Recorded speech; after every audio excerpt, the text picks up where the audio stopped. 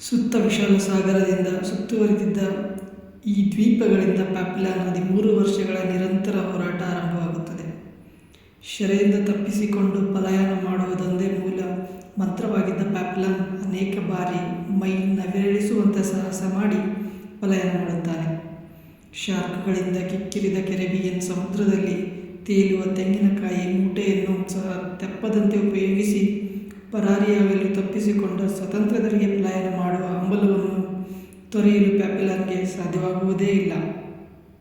ತಾನು ಮಾಡಿದ ತಪ್ಪಿಗಾಗಿ ಜೀವಾವಧಿ ಶಿಕ್ಷೆಗೆ ಒಳಗಾದ ಪ್ಯಾಪಿ ದೇಶದಿಂದ 100 ಮೈಲಿ ದೂರದ ಫ್ರೆಂಚ್ ಗಯಾನಾ ದ್ವೀಪಗಳಲ್ಲಿನ ಸೆರೆಮನೆಗೆ ಸಾಗಹಾಕಲ್ಪಡುತ್ತಾನೆ. ಅಲ್ಲಿಂದ ಪ್ರಾರಂಭವಾಗುತ್ತದೆ ಅಮಾನವೀಯ ವ್ಯವಸ್ಥೆಯ ವಿರುದ್ಧ ಸ್ವತಂತ್ರ ಬದುಕಿನೆಡೆಗೆ ಅವನ ಪಲಾಯನದ ಕತೆ. ಒಂದಲ್ಲ ಎರಡಲ್ಲ, 13 ವರ್ಷಗಳ 8 ವಿಫಲ ಯತ್ನಗಳ ಅತ್ಯದ್ಭುತ ರೋಚಕ ಸಾಹಸಯಾನ. ಕೊನೆಗೆ ಗೋಣಿ ಚೀಲದಲ್ಲಿ ತೆಂಗಿನಕಾಯಿ ತುಂಬಿ ಅದರ ಮೇಲೆ ಸವಾರಿ ಮಾಡುತ್ತಾ ಸಾಗರದಲ್ಲಿ 100 ಮೈಲಿ ಹೋಗಿ ತಪ್ಪಿಸಿಕೊಂಡು ವೆನಿಜುವೆಲಾ ದೇಶ ತಲುಪುತ್ತಾನೆ.